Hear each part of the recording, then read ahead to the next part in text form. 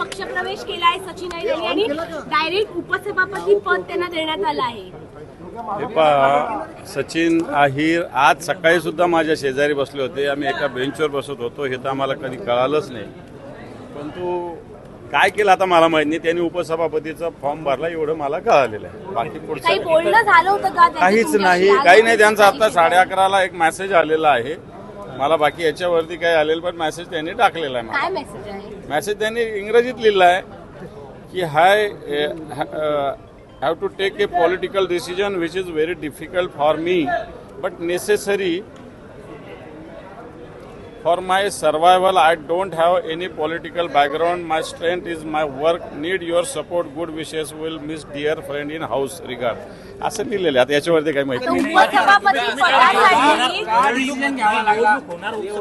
हे पहा, आम्ही फॉर्म भरलेला आहे, अभ्यंकर सरांचा फॉर्म भरलेला आहे। आता पुढे उद्या बघू।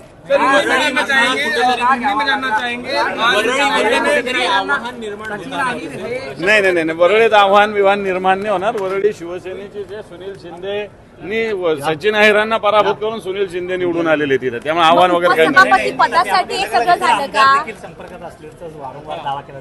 हे आता कोणाच्या आतमध्ये आपण जाणार नाही। आता सचिन भाऊ आहेत, काल रात्रीपर्यंत आम्ही सोबत होतो।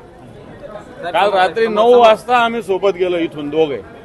आता सकाळी त्यांनी असं केलं, त्याला काय करू शकतो? महेश सावंत आपल्या सोबत आहेत। कसं पाहता, एका महिन्यात 2 धक्के, 6 खासदार गेले, आता सचिन अहिर स्वतः उपसभापती पदाचा अर्ज शिंदेच्या शिवसेनेतून दाखल करता। धक्कादायक तंत्र हे संपूर्ण वापरलं। कसं आहे, धक्के लागून एकदा एकदम ज्वालामुखीच फुटणार आहे।